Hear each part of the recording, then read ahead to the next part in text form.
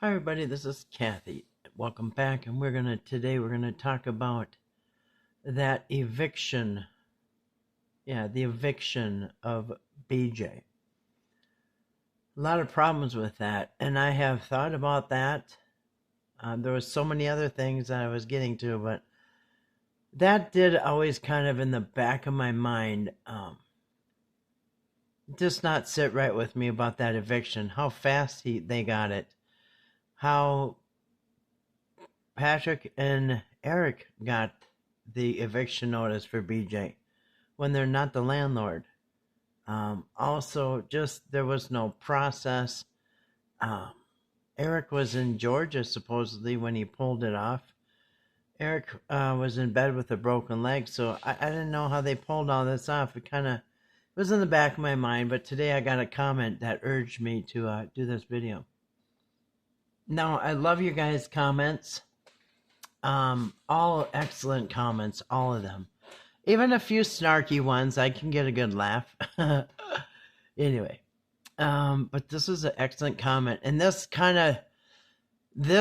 made me do this video because I have thought about this too. I really didn't bring it up, but Pam writes, have you been able to find proof of an eviction notice being filed with the courts against BJ? I searched and I couldn't find one on the court's website. Now that's interesting.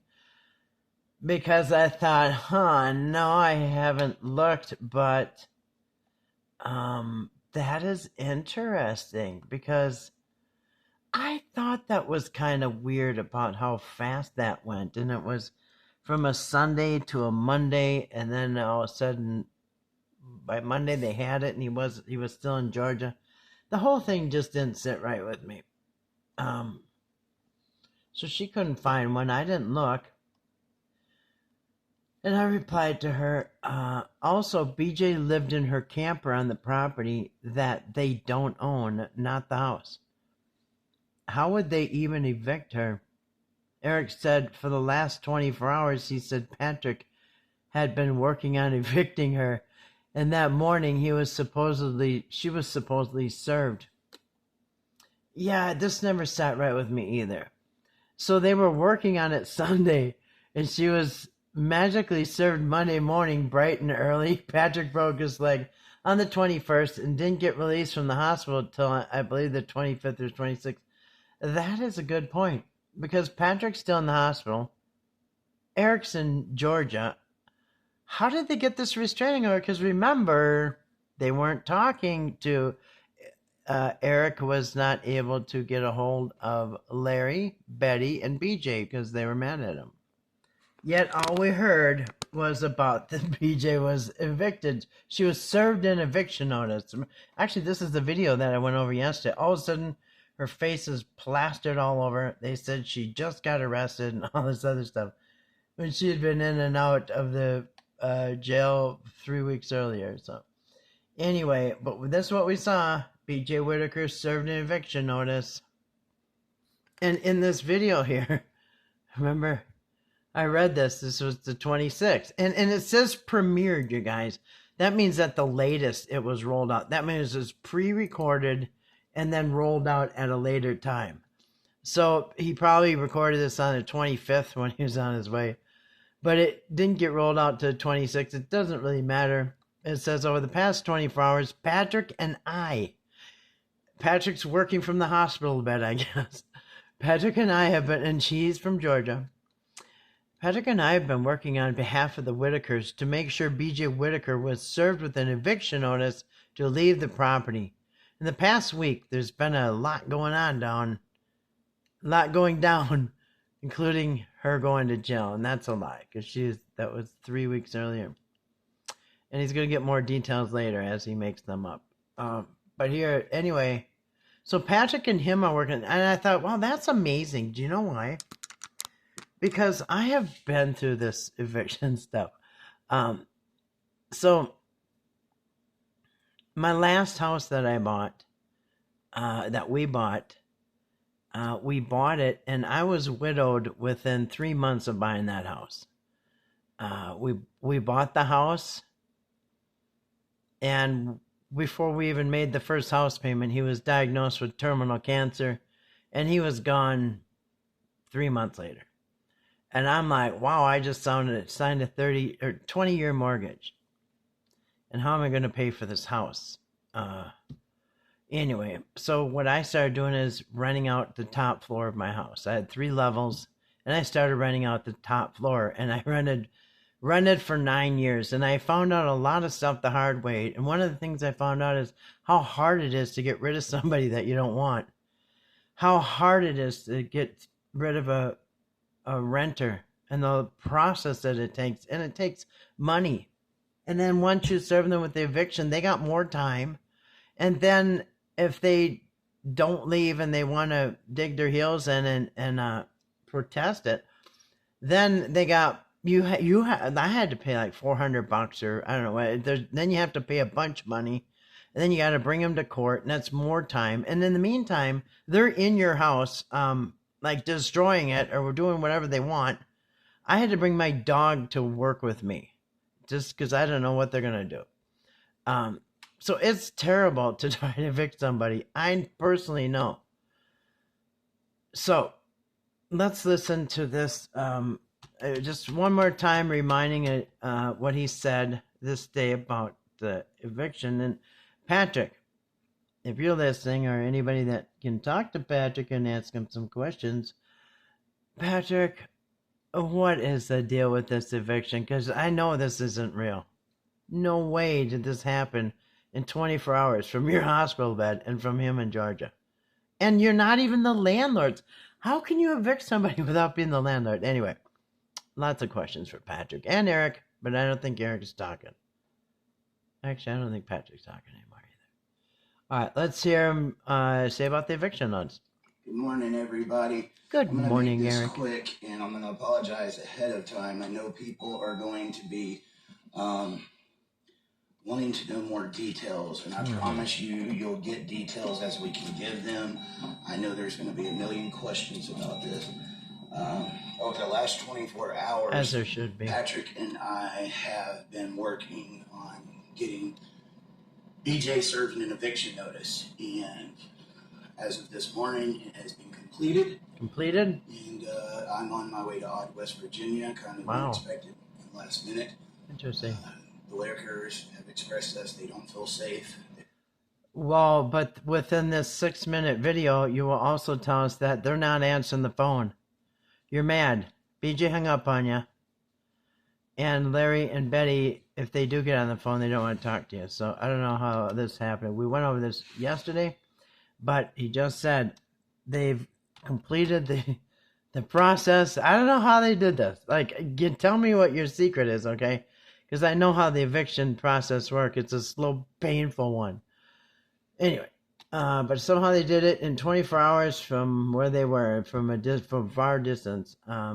They're working on getting served an eviction notice. Now, that would be kind of partially believable if you were the landlord, but you're not the landlord. And again, they posted on a post. As always, they put her mugshot to instantly make you recoil and hate her. And so anything after that, you'll believe. Show her mugshot first, and then say whatever you want about it. This was last week, guys. No, it wasn't. There's a lie right there. This was 3 weeks ago. This was last week, guys. This morning, we served BJ with an eviction notice, and I'm currently on my way to West Virginia to make sure the Whitakers are taken care of. No, because they're not answering their phone. And let's talk about that. Now, somebody asked why I keep showing the same thing, and I'm not really showing the same thing. What I do is show you something that happened, as in this, telling us BJ's getting evicted, here and here.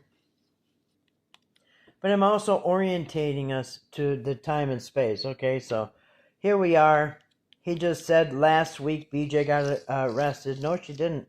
She got arrested way up here, and that's why this timeline is handy. And that's why I keep showing it again. And not only that, just to so we know where we are, you know, orientation-wise, but also there are some people who haven't seen the timeline.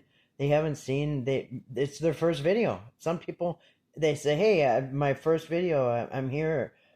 Um, stumbled across your video today. So they haven't seen any other videos. They don't know about this. So it's a little bit for them too. I know Toddy and Lady K have had some people come over. So they also too may not know this stuff. So thank you for them to come over here. Have the viewers come over.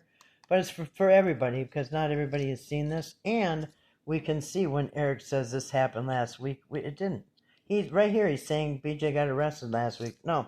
What last week was, though, was BJ getting out of jail, which you didn't expect, I bet. So here's where the copper thing, insinuating that the police going to be called. Here's where BJ gets arrested. Here's where BJ gets bailed out. Now, this I'm sure where everything went south.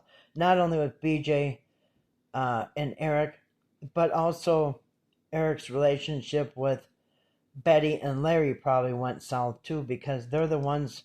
First of all, you had Larry's daughter arrested, or somebody did, but they just bailed her out, and now you're arguing.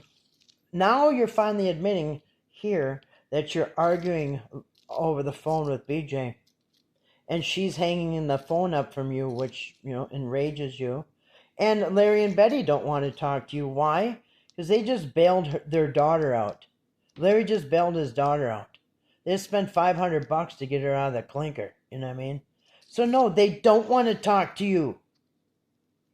And if somebody came and turned in my family member, he's supposed to be over here doing videos, the guy's not paying none of us, and then he turns my daughter into the police for what she may or may not have done, and I gotta go bail her out right here. No, guess what? I'm not gonna answer the phone when that Georgia YouTuber calls and wants to do more videos, just like they didn't. Okay? Then he comes back, things didn't go over too well, and now here we are getting the eviction notice. So this is why I show this, because it explains it pretty well. Oh, and by the way, for me, not really for anybody else, but mostly for me, I now have extra time because I told you all my canning and all my stuff is done, my harvest. So I have extra time now, and when I go back into town, I'm going to get another. Now I have time. I'm going to go get another calendar and redo this neatly. Okay, not for the people that complained, but for me, because now I have time. And I tell you what, right now it would be the first time I could have done this timeline had I sit there and done it meticulously. It's been rolled out for a few weeks now. I would rather roll it out messy than have everybody, going down the wrong rabbit trails for weeks on end while I try to make it nice and tidy. So yeah, I'm probably going to go get another calendar and redo this on my time. Okay, so let's go over this eviction thing, okay? So in West Virginia, what are the rules about evicting people? Can you just call from Georgia or your hospital bed and just tell that your neighbors, tell them that you want your neighbors evicted out of the camper on their own yard, or what? Let's see what the rules are. Okay, let's check out what is the West Virginia eviction process. Now, I told you what happens in my state. It's like pulling teeth to get somebody out of your house. In the meantime, you have angry tenants that are, every day they're retaliating because you're trying to get them out of there. And then, of course, once you serve them, you're not going to see another penny. It's going to be nothing but trouble. So I learned along the process. Thank God I don't have to rent out my part of my house anymore, but it was quite a learning experience. Okay, so yeah, I was pretty shocked when they just made a phone call and got BJ evicted off her own property, really for no reason, and they're not even the landlords. All right, West Virginia eviction process begins when a landlord. We got to stop right there because Patrick and Eric are not the landlords. As a matter of fact, there is no landlord because there's no contract. There's no rental agreement on that property. They all seem to be, on the property that may or may not have me still in their name. They're all kind of living there. The land in 1959 was bought by the, matriarchs and patriarchs, and they kind of left it to the descendants. Okay, so there's not one particular person that owns it.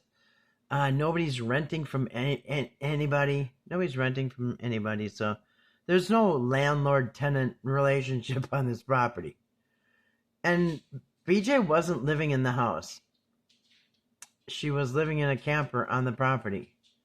So the whole thing is just real strange. And did you guys notice after this came up, like occasionally people in the chat or the comment section would say, "Hey, next week's the eviction," or "Hey, so many days before the eviction," and they would avoid that question. Do you guys notice that?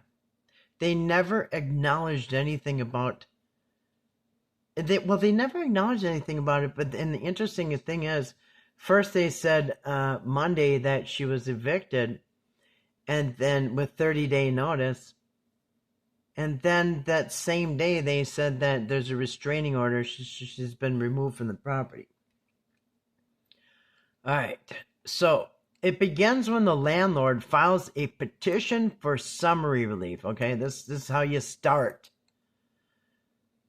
With a local magistrate court after a tenant fails to pay rent or violates the lease. Now, did she violate a lease or fail to pay rent? No, because there is no contract for either. I mean, this is so ridiculous.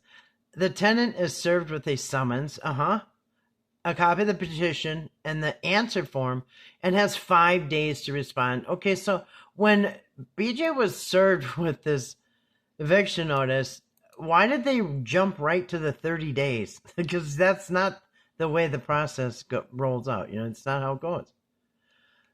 Like I said, there's step, and there's another step, and then another step. And these steps cost money, too. The tenant is served with a summons, a copy of the petition. So the person that gets served, say I'm the landlord, and I'm going to evict my tenant. I give them that, okay? I give them that, and they have 5 days to respond to this order, okay? The tenant is served a summons, a copy, and an answer form, okay? So they get a form, probably this form right here or something. They get a form, and they have 5 days to respond to the court. If no response is filed, a default judgment may occur. If the tenant responds, a court hearing will be scheduled, usually within 10 days of the petition. So how come we never heard of, the cost that Eric should be bitching about for this, all right? Because he complains about every penny that comes out, even though he's fully over reimbursed. But we also didn't hear about this 5 days to respond. We didn't hear about the 10 days for the petition. Like I said, this is a process. Now, before the court, landlord files a petition. Now, Eric and Patrick, last I heard, they're not the landlords. And neither really are Betty and Larry.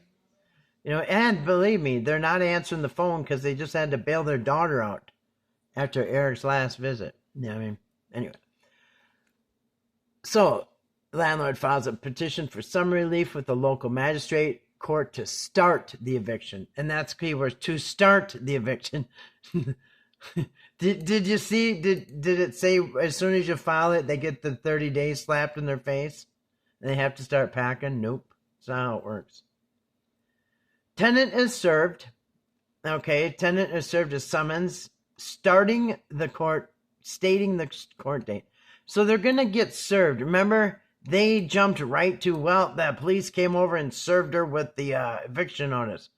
No, they would have served her with a court date to go and talk about the eviction.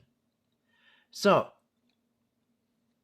the tenant is served with the summons stating what day the court is, the petition explaining the landlord's claims.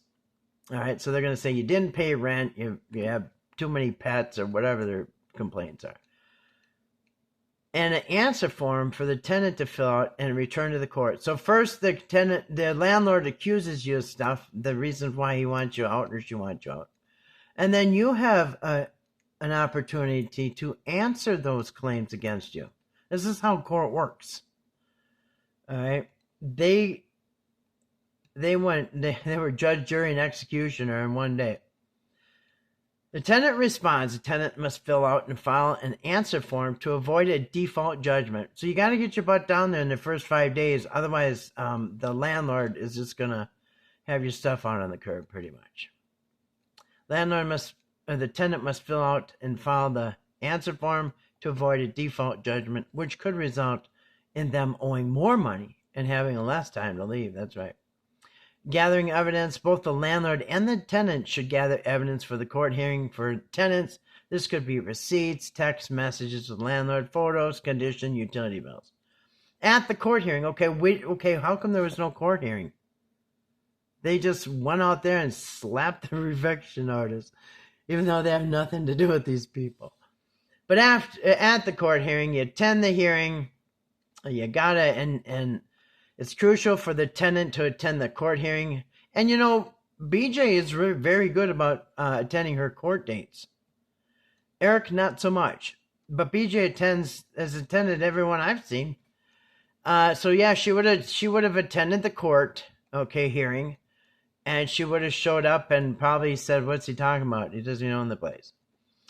And then you present your case, and then after the court decision, the court order magistrate will issue a court order detailing the eviction timeline and any amounts owed. So they're going to say, okay, BJ, now that we've seen all the evidence, you're going to have 30 days to vacate, or 21 days, or whatever they decide. And then you get the eviction by the law enforcement.